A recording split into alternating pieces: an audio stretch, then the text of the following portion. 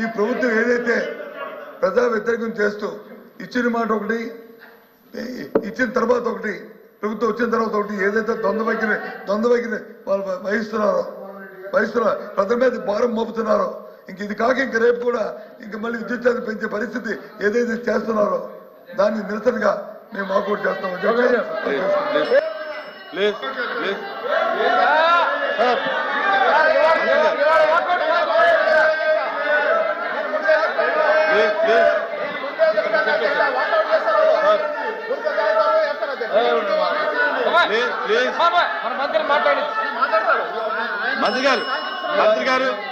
మంత్రి గారు energy minister గారు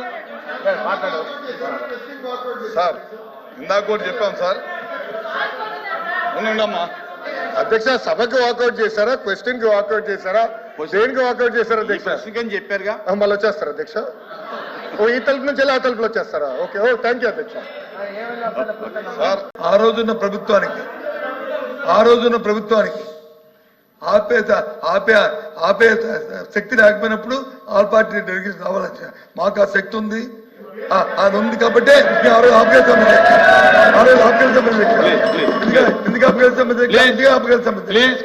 ఇవాళ దయచేసి అది చేయమని చెప్పి రిక్వెస్ట్ చేస్తున్నాను. కూర్చోండి సార్, అచ్చెన్నాయుడు గారికి పంచకండి. కూర్చోమ్మా.